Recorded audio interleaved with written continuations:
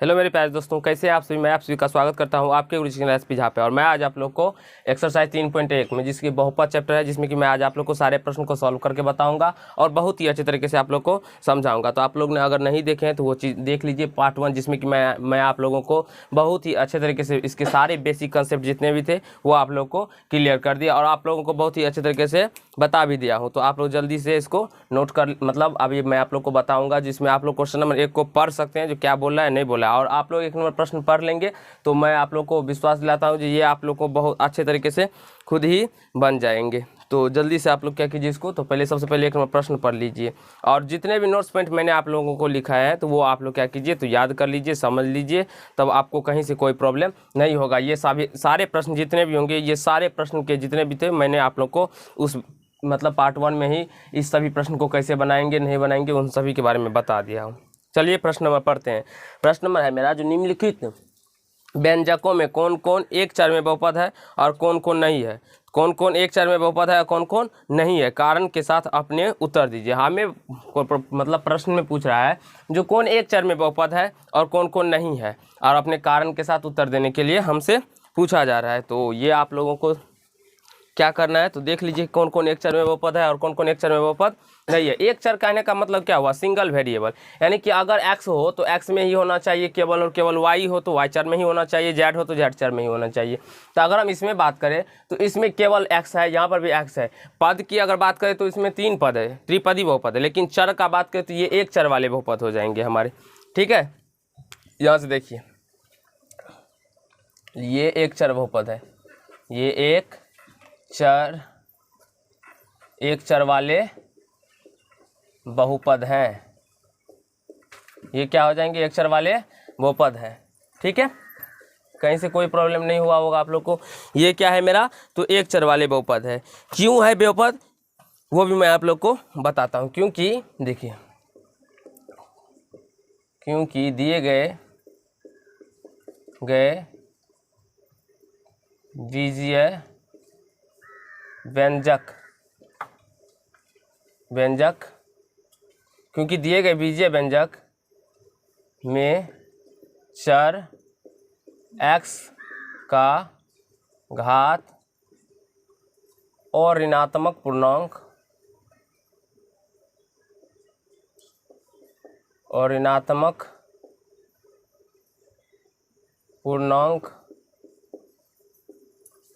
2 और 1 है, इसीलिए दिए गए व्यंजक एक चर में बहुपद है। दिए गए व्यंजक एक चर यानी कि केवल x में बहुपद है। इस प्रकार से आप लोग अगर बनाते हैं तो आप लोग को कहीं से कोई प्रॉब्लम नहीं होगा और एग्जैक्टली आंसर भी आप लोग को जितने नंबर का प्रश्न होगा उतना नंबर एग्जाम में दिया भी जाएगा। फिर से समझ लीजिए, देखिए इसमें हम एक चर है, देख सकते हैं आप लोग, x केवल x ही है, ना तो कहीं y है, नहीं तो कहीं z है, नहीं तो कोई a से लेके z तक में कोई और दूसरा नहीं है। तो हम देखते हैं तो केवल है, तो यही पे लिखें कि ये एक चर में बहुपद है, एक चर वाले बहुपद है, यानी कि एक चर में बहुपद है। आप वाले भी दे सकते हैं और में भी दे सकते हैं। तो चलिए में ही दे देते हैं, जो कि सुटेबल होता है। ये एक चर में बहुपद है। कारण क्यों है तो वो मैं आप लोग को बताता हूँ। क्योंकि दिए गए बीजीय व्यंजक, ये जो बीजीय व्यंजक मेरा दिया हुआ है वो व्यंजक में चर x का घात और ऋणात्मक पूर्णांक, इसमें चर x का घात जो है और ऋणात्मक, मतलब अगर ऋणात्मक हो जाएगा तो वो मेरा बहुपद नहीं हो कहलाएगा। इसीलिए इसमें और ऋणात्मक मतलब ऋणात्मक ना हो, धनात्मक। इसमें दिए गए चर का मान क्या होता है, तो और ऋणात्मक पूर्णांक, तो और ऋणात्मक, जिसमें कि यहाँ पे चर का घात कितना है, 2 है, और यहाँ पे कितना है, 1 है, तो 2 और 1 है, इसीलिए दिए गए व्यंजक एक चर में बहुपद है। अब चलिए इसको देखते हैं। तो ये भी सेम कंडीशन, इसमें भी हम लोग और मतलब ये जहाँ पे इतना जितना लिखे हैं सेम टू सेम यहाँ पे भी लिखना, लेकिन यहाँ पे घात में क्या लिखना है, तो यहाँ पे जैसे कि मैंने 2 और 1 लिखा है, यहाँ पे 3 और 1 हो जाएगा।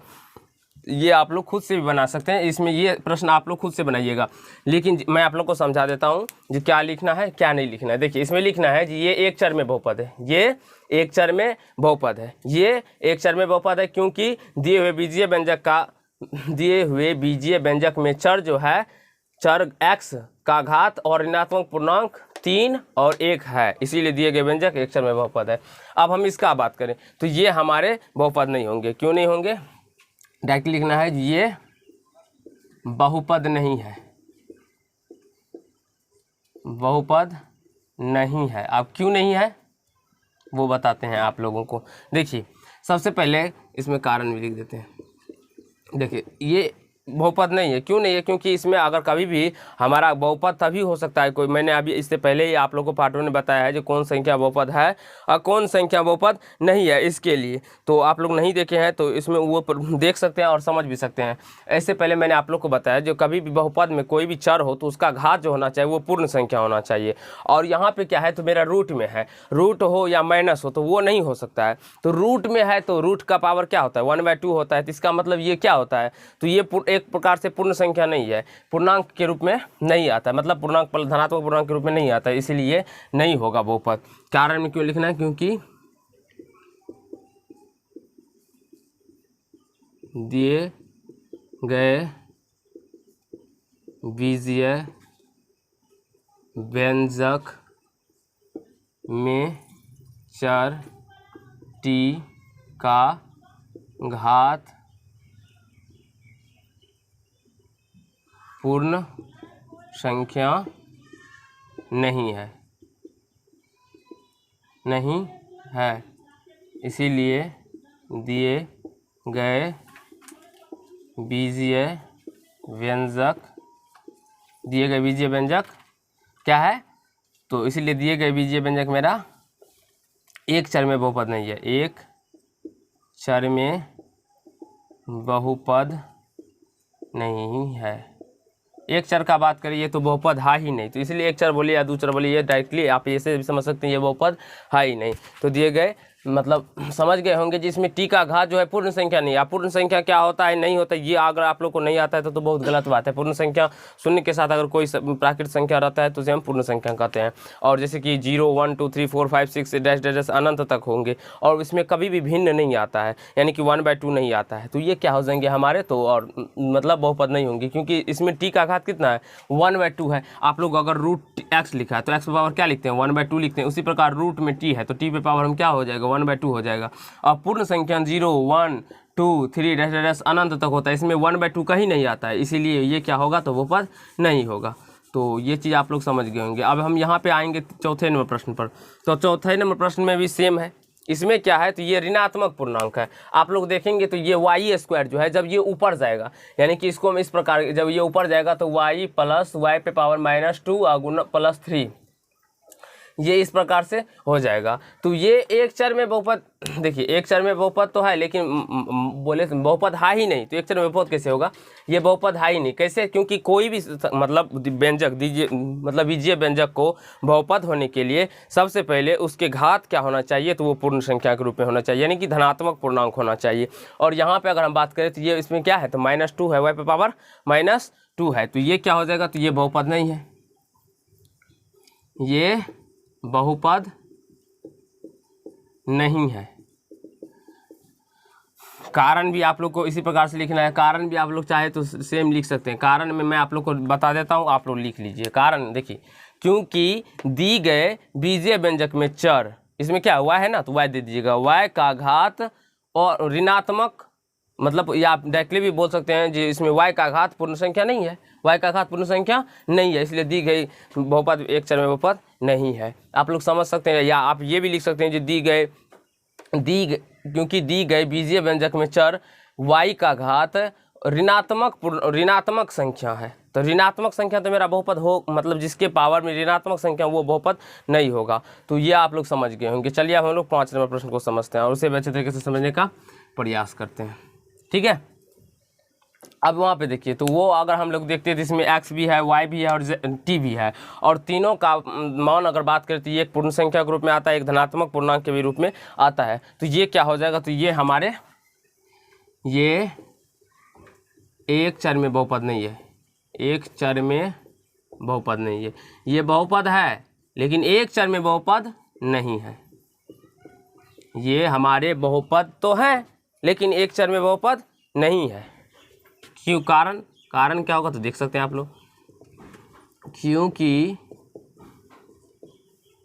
दिए गए बीजीय व्यंजक में चर एक्स वाई टी का घात क्रमशः 10, 3 और 50 है, जो और ऋणात्मक पूर्णांक है। बस इतना ही रहने दीजिए ना, क्या है डायरेक्ट इतना क्या लिखना। इसमें एक्स वाई टी का घात क्रमशः 10, 3 और 50 है, इसीलिए दिए गए बीजीय व्यंजक 3 चर में बहुपद है। 3 चर में बहुपद है। ये एक चर में बहुपद नहीं है। हमें पूछ रहा है इसमें जो कौन कौन एक चर में बहुपद है और कौन कौन नहीं। इसमें बहुपद तो है ये, लेकिन एक चर में बहुपद नहीं है। तो हमसे तो पूछा जा रहा है जो कौन कौन एक चर में है, तो हम यहाँ पे यही लिखें ये एक चर में बहुपद नहीं है। कारण क्योंकि दिए गए बीजीय व्यंजक में चर इसमें तो अगर एक रहता है, केवल अगर एक्स का हम बात करते तब तो ये एक चर में होता है, लेकिन यहाँ पे हम कितने चर की बात किए हैं? 3 चर, एक्स वाई और टी का बात किए हैं। तो इसमें एक्स वाई और टी का यानी 3 चर आ गया, इसीलिए ये एक चर में बहुपद नहीं है। का घात भी क्रमशः में यानी कि एक्स पे पावर पहले 10 है तो इसमें पहले आएगा 10, वाई पे पावर सेकंड नंबर में, वाई सेकंड में है तो सेकंड में आएगा, टी थर्ड नंबर में तो थर्ड नंबर वाले जो होगा वो आ जाएगा। तो इस प्रकार आप लोग 5 नंबर तक समझ गए होंगे। अब 6 नंबर भी आप लोग उसी प्रकार अपने से बना लीजिएगा, आप लोगों से बन जाएगा, क्योंकि एक्स पे वाई आ जेड सेम है। इसमें भी तीन चर है, इसमें भी कैसे लिखना है वो मैं आप लोग को बता देता हूँ समझा के, मैं लिखूंगा नहीं, ठीक है ना। ये एक चर में बहुपद नहीं है। आप लोग भी लिखना चाहते तो लिख सकते हैं, ये एक चर में बहुपद नहीं है। क्यों नहीं है? क्योंकि दिए गए बीजीय व्यंजक में चर, इसमें तो जेड टी था, इसमें हम यहाँ पे जेड कर देंगे, जेड कर देंगे तो सेम हो जाएगा। एक्स वाई जेड का घात क्रमशः, एक्स वाई और जेड का घात क्रमशः 10, 5 और इसमें कितना एक्स पे पावर 0, एक्स पे पावर कितना है 0। अगर मैंने आप लोग को अभी इससे पहले यानी कि जेड पे पावर 1, सॉरी एक्स का घात नहीं, जेड का, जेड में कितना है तो जेड का पावर 1 है, तो इसमें क्या हो जाएगा तो 10, 5 और 1 है। इसीलिए दिए गए बीजीय व्यंजक 3 चर में बहुपद है। इसीलिए दिए गए व्यंजक कितने चर में बहुपद है? 3 चर में।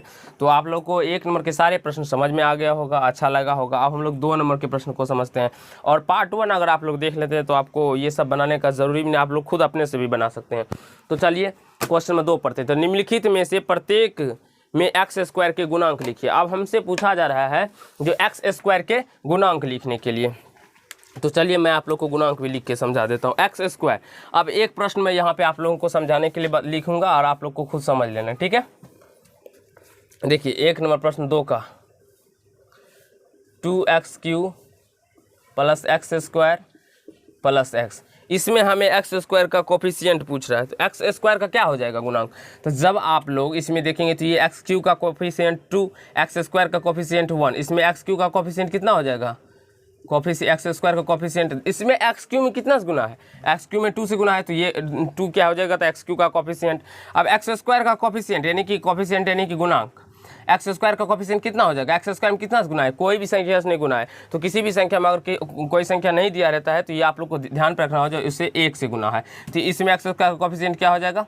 1 हो जाएगा। और इसमें x का, अगर हमसे तो केवल और केवल एक्स स्क्वायर का कोफिशिएंट पूछा जाए, इसीलिए हमने यहाँ पे एक्स स्क्वायर का केवल गुणांक लिखे हैं। अब दूसरे नंबर प्रश्न, दूसरे नंबर में आप देखेंगे तो इसमें क्या है तो -7 होगा। दूसरा नंबर प्रश्न आपको यहाँ पे मैं आप लोग को बता देता हूँ। दूसरा नंबर प्रश्न देखिए क्या है। दूसरा नंबर प्रश्न है 5 - 7x² प्लस x³ प्लस 2, ये दूसरा नंबर प्रश्न है। तो इसमें अगर बात करें तो देखिए प्लस होता तो तब तो प्लस हम नहीं लिखते हैं, क्योंकि प्लस 1 लिखने का कोई मतलब नहीं बनता है, प्लस नहीं लिखा जाता। लेकिन माइनस हो तो माइनस को लिखा जाता है, ये आपको ध्यान रखना। तो माइनस हम लिखेंगे, तो यहाँ पे -7 हो जाएगा एक्स स्क्वायर का गुणांक। तीसरा नंबर प्रश्न आप लोग देखेंगे तो चलिए हम बता देते हैं आप लोग को। यहाँ पे π/2 x³ प्लस x - 1, इसमें अगर एक्स स्क्वायर ना हो तो आप लोगों को एक्स स्क्वायर का कोफिशिएंट 0 मान लेना है। अगर एक्स स्क्वायर प्रश्न में ना दिया रहे और उसमें आप लोगों का एक्स स्क्वायर का कोफिशिएंट पूछा जाए तो आप लोगों को क्या बोलना है, मतलब 0 मान लेना है, यानी कि 0 हो जाएगा। मान लेना क्या 0 ही हो जाएगा ही। अब √2x प्लस √2x - 1, इसमें भी एक्स स्क्वायर नहीं है तो इसका भी कोफिशिएंट 0 हो जाएगा।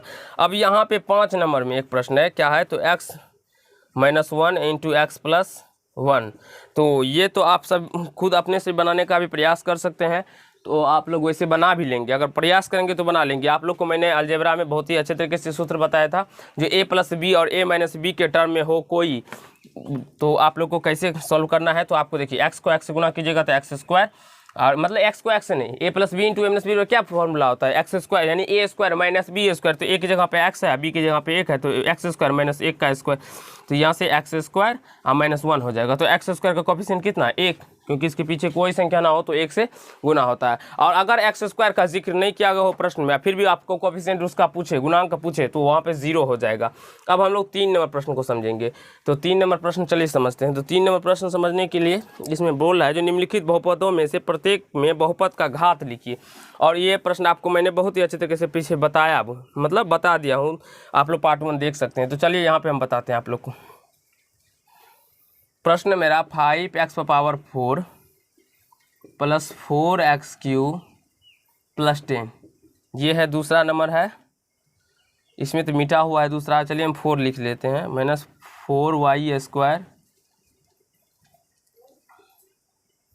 प्लस 5y प्लस 2, ये tq -5, यहाँ 20 और यहाँ z पे पावर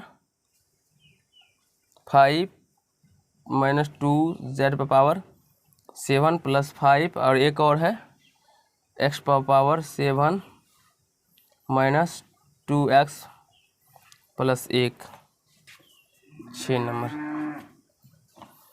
ये है, इस प्रकार से प्रश्न है। आप लोगों को इसमें बहुपद का घात पूछा जा रहा है। तो चलिए हम इसमें, तो यहाँ पे तो आप लोग को दिखाई नहीं पड़ रहा होगा, लेकिन चलिए हम आप लोग को ऊपर में बता देंगे। ठीक है, देखिए इसमें अगर बोला जाए बहुपद का घात, तो दिए गए बीजीय व्यंजक में चर का अधिकतम मान ही क्या होता है, दिए गए व्यंजक में चर के घातों का अधिकतम मान ही हमारा बहुपद का घात होता है। तो इसमें चर कितना x है, x के बहुपद अधिकतम घात कितना है, 4 है या 3 है, तो हम बात करेंगे तो 4 है यहाँ पे, तो इसका बहुपद का घात कितना हो जाएगा, 4 हो जाएगा। अब इस दिए हुए व्यंजक में आप देखेंगे इसमें, तो इसमें क्या है, तो y का घात है 2, तो इसमें 2 हो जाएगा। इसमें देखेंगे तो t का अधिकतम घात कितना है 3, तो इसमें क्या हो जाएगा 3। इसमें भी है t का घात, लेकिन इसमें t पे पावर 0 है, क्योंकि t पे पावर हम 0 से गुना कर सकते हैं इसमें, क्योंकि t पे पावर 0 का मान कितना होता है 1 होता है, और 1 से फिर 5 को जब हम गुना करेंगे तो कोई फर्क नहीं पड़ेगा। इसीलिए अब इसमें अगर आपसे पूछे, जो मान लीजिए 20 है यानी कि 20 है, उसमें बहुपद का घात कितना है, तो इसमें बहुपद का घात 0 होगा, क्योंकि अभी मैंने आप लोग को बताया, क्योंकि इसमें अगर हम मान लीजिए x से ही गुना करते हैं, x पे पावर 0 से गुना कर सकते हैं, और x पे पावर कितना हुआ 0, अधिकतम घात कितना हुआ, तो 0 हो गया। तो इसमें बहुपद का घात क्या हो जाएगा 0। आप लोग को कहीं से कोई प्रॉब्लम नहीं हुआ होगा। अब यहाँ पे देखिए, तो ये z पे पावर 5 -2 z पे पावर 7 और प्लस 5 है, तो यहाँ पे सबसे ज़्यादा घात किसका है 7 है, तो यहाँ से ये हो जाएगा। अब 6 नंबर प्रश्न यहाँ पे चलिए हम बता देते हैं आप लोग को। 6 नंबर प्रश्न है x पे पावर 7, 6 नंबर प्रश्न है x पे पावर 7 -2x प्लस 1, देख लेते हैं। हाँ, सेम प्रश्न 2x प्लस 1 है। इसमें बहुपद का घात पूछे, बहुपद का घात क्या हो जाएगा, तो चर का अधिकतम घात, चर का अधिकतम घात कितना है, तो 7 है, ये बहुपद का घात हो जाएगा। तो आशा करता हूँ आप लोगों को क्वेश्चन नंबर 3 तक बहुत ही अच्छे तरीके से क्लियर भी हो गया होगा, समझ भी आ गया, में भी आ गया होगा। तो आप लोग जल्दी से इसको नोट कर लीजिए, मैं इससे आगे अभी आप लोग को बताऊंगा और समझाने का भी प्रयास करूंगा। तो जल्दी से आप लोग इसको क्या कीजिए, नोट कर लीजिए, या तो स्क्रीनशॉट ले लीजिए। तो जल्दी से फिलहाल आप लोग इसको नोट कर सकते हैं। तो चलिए फ्रेंड, हम लोग 4 नंबर से प्रश्न को सॉल्व करते हैं और उसे भी अच्छे तरीके से समझने का प्रयास करेंगे। तो 4 नंबर प्रश्न आप लोगों ने पढ़ ही लिया होगा, मैं आप लोग को पढ़ के समझा देता हूं। जो क्वेश्चन नंबर क्या है मेरा, तो 4 के 1 में है जो 25 घात के 2 पद और 200 घात के 1 पदी का एक उदाहरण दीजिए। 4 के प्रश्न प्रथम नंबर में प्रश्न है जो 25 घात का 2 पद, 25 घात का कितने पद हमें लेना है, तो 2 पद लेना है। तो चलिए हम ले लेते हैं, ये सिंपल सा है। आप इस प्रकार के जितने भी प्रश्न होंगे वो आपसे बना सकते हैं। अब एक्स कोई सा भी चर ले सकते हैं, ए से लेकर जेड तक में कोई भी चर ले लीजिए। उसके ऊपर में क्या होना चाहिए, लेकिन 25 होना चाहिए। उसके ऊपर में कितना होना चाहिए, 25 होना चाहिए, क्योंकि हमें प्रश्न में ही कहा गया है जो 25 घात का 2 पद। तो इसमें तो एक ही पद हुआ, तो 25 घात का द्विपद, अब इसको हम द्विपद कर देंगे तो द्विपद करने के लिए कितना, हम चाहे x भी जोड़ सकते हैं, y भी जोड़ सकते हैं, कोई सा भी जोड़ सकते हैं, इसमें कहीं सा कोई प्रॉब्लम नहीं होगा। आप 6 भी यहाँ पे जोड़ सकते हैं या कोई दूसरी संख्या भी ऐड कर सकते हैं। तो 25 घात का द्विपदी, 25 घात का क्या होगा, द्विपदी, और आप कोई ऐड कर दीजिए। आप कहने का मतलब ये नहीं जी दोनों पे हम 25 घात देंगे। अब अगर आपसे इस प्रकार के इसमें पूछे जो बहुपद का घात कितना होगा तो आप लोग 25 ही कहिएगा, उससे कम नहीं कहिएगा, ठीक है ना। हाँ, लेकिन 25 यानी कि 25 से कम नहीं लेना है पोलिनोमियल मतलब घात, ठीक है। तो इसमें इस प्रकार से 4 के 1 नंबर में हो जाएगा। और बोल रहा है उसमें, और 200 घात के एक पदी का एक उदाहरण दीजिए। 200 घात का एक पदी, तो चलिए अब ले लेते हैं सिंपल सा, इसमें 5x पे पावर 100 200 ले लेंगे, तो ये इसमें तो एक पदी ही बोल रहा है, तो 5x पे पावर 200 ये क्या हो जाएगा, मेरा एक पदी हो जाएगा। तो आशा करता हूँ ये चीज़ समझ में आ गया होगा आप लोग को और अच्छा भी लगा होगा। अब चलिए दूसरे नंबर प्रश्न को समझते हैं।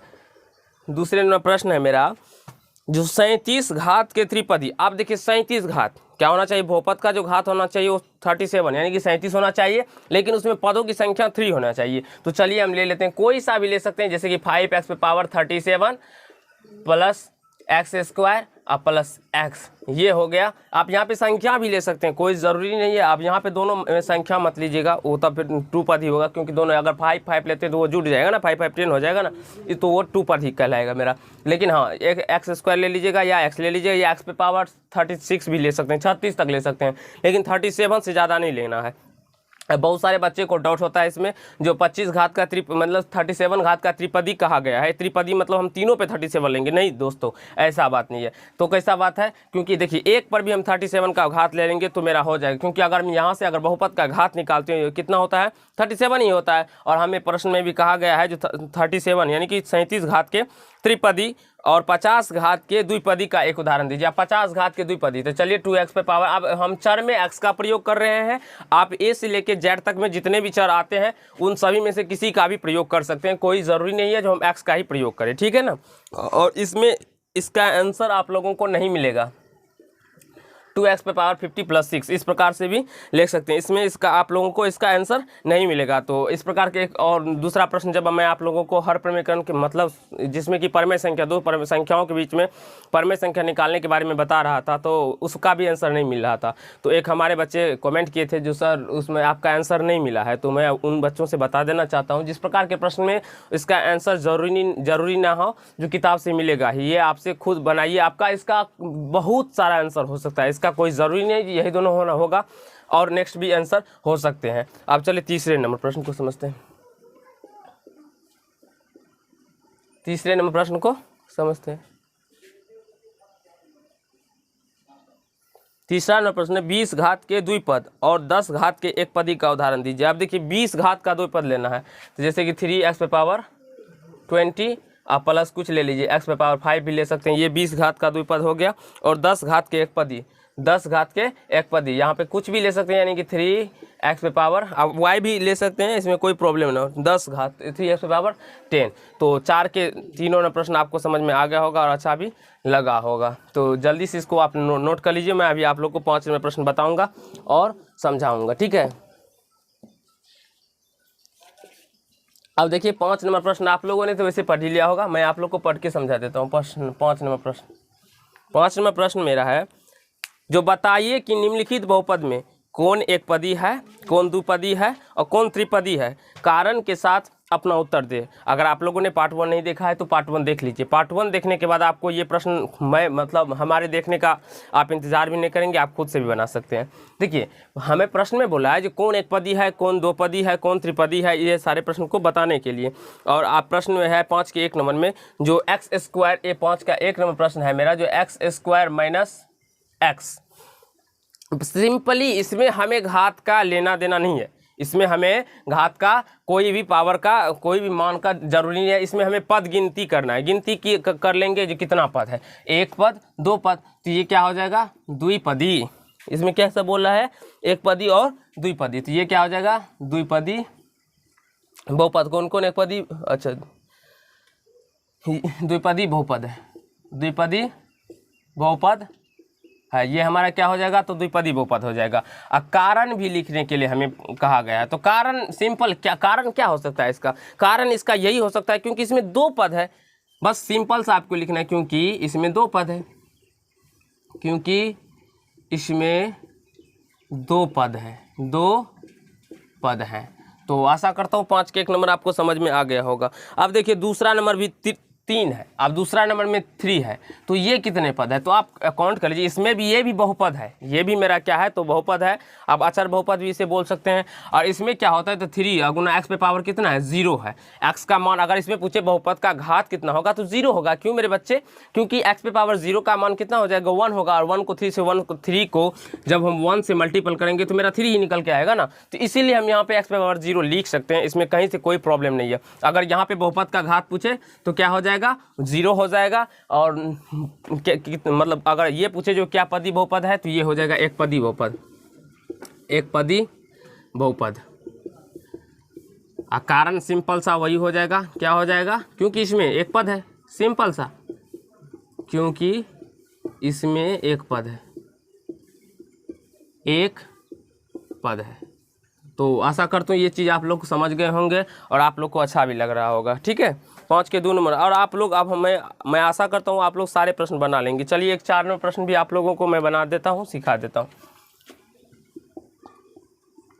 4 नंबर प्रश्न में है 5x² + 6x + 2, इस प्रकार के प्रश्न है। तो इसको हम कैसे, डायरेक्टली आप गिनती कर लीजिए, 1 2 3, ये क्या हो जाएगा, त्रिपदी बहुपद है। ये क्या है, तो त्रिपदी बहुपद है। ये क्या होगा, त्रिपदी बहुपद। ठीक है ना, त्रिपदी बहुपद है। कारण में क्या हो जाएगा, क्योंकि इसमें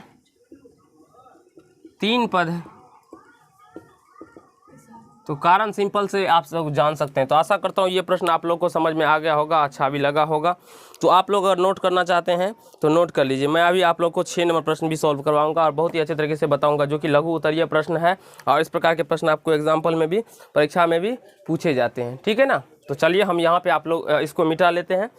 आप लोग नोट कर लिए होंगे और इसको यहाँ पे 6 नंबर प्रश्न को बता देते हैं आप लोगों को। और आप लोग अगर मन से पढ़िएगा तो मैं आप लोग को इतना अच्छा से बता दूंगा, समझा दूंगा, जो कहीं से कोई आपको सारे प्रश्न आपसे बनने लगेंगे और सारे प्रश्न आपसे बनेंगे भी। 6 के प्रश्न 1 नंबर यहाँ पे दिया हुआ है 5x² - 2x + 3। इसे हम px बराबर मान लेंगे। px बराबर क्या होगा, तो मान लेते हैं 5x² - 2x + 3 है। और हमारा x बराबर क्या दिया हुआ है, x बराबर दिया हुआ है 0। x बराबर दिया हुआ है क्या है, तो 0। हम लोग अच्छे से समझेंगे, कहीं से कोई प्रॉब्लम। अब यहाँ इस x का मान, इसको हम px बराबर मान लें, क्योंकि कोई किसी भी बहुपद को हम लोग, मैंने आप लोग को पहले बताया है, जो पार्ट 1 में देख लीजिए, किसी भी बहुपद को हम लोग px, gx, qx या rx से सूचित करते हैं। तो यहाँ पे x है तो हम इसे px से सूचित कर सकते हैं, कहीं से कोई प्रॉब्लम नहीं हुआ। फिर हमें x बराबर 0 दिया ही हुआ है प्रश्न में, आप लोग पढ़ सकते हैं। अब हमें क्या करना है, तो हमें इसका मान ज्ञात करने के लिए बोल रहा है। तो चलिए हम x के जगह पर 0 रख देंगे। तो प्रत्येक जगह पे 0 रखते हैं। तो p x के जगह पे 0, p0, फिर 5 और गुना x के जगह पे 0, तो 0 का स्क्वायर, -2 x के जगह पे 0 गुना 0 + 3। तो जब 0 को किसी से गुना कीजिएगा तो कोई फर्क नहीं पड़ता है, 0 अपना 0 ही रहता है। और यहाँ से इसका आंसर 3 निकल के आ जाएगा। तो आशा करता हूँ ये प्रश्न आपको समझ में आ गया होगा और अच्छा भी लगा होगा। अब दूसरे नंबर प्रश्न को देखिए। दूसरे नंबर में प्रश्न में सेम उसी प्रकार से करना है, जो क्या, तो px बराबर आपको लिख लेना है जो प्रश्न में 5x² - 2x + 3। और x बराबर आपका कितना दिया हुआ है, 1। x बराबर 1, तो 1 रख के मान निकाल लेंगे। तो x बराबर 1 दिया हुआ है, तो अब x के जगह पे हम 1 कर देंगे। तो क्या हो जाएगा, p1 बराबर 5 गुना 1 का स्क्वायर -2 गुना 1 + 3। और 1 को किसी संख्या से गुना करते हैं तो वही होता है, 1 का स्क्वायर 1, 5 को 1 से गुना 5, -2 को 1 से 1 से गुना 2, ये हो जाएगा। और यहाँ से 5 + 3 8 हो जाएगा, 8 में से 2 जाएगा तो क्या हो जाएगा, 6 हो जाएगा। और आप लोग को अच्छा भी लग रहा होगा और समझ में भी आ रहा होगा। ठीक है, अब तीसरे नंबर प्रश्न को समझते हैं। तीसरे नंबर में मैं सब प्रश्न आप लोगों को बता देता हूँ, आप लोग सब प्रश्न अपने मन से भी बनाने का प्रयास कीजिएगा।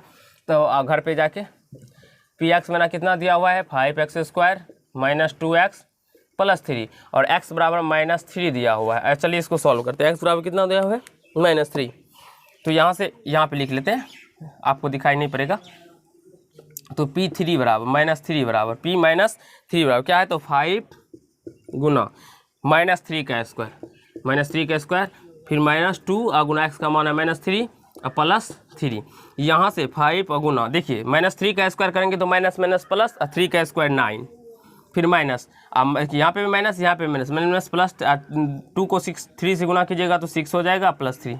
यहाँ से 5 को 9 से गुना कीजिएगा तो क्या हो जाएगा 45 + 6 +3 इजकल टू, आप 45 में 6 और 9 को ऐड कर दीजिए, 6 और 3 को ऐड करेंगे तो कितना हो जाएगा ये, तो यानी कि ये हो जाएगा 45 और 6 51 + 3, 51 और 3 कितना होता है 54। और इसका आंसर जब आप लोग बुक से मिलाइएगा तो आपको तीनों आंसर इतना ही मिल जाएगा। तो आशा करता हूँ ये प्रश्न आपको अच्छा लगा होगा और समझ में भी आ गया होगा और कहीं से कोई प्रॉब्लम भी आप लोगों को नहीं हुआ होगा।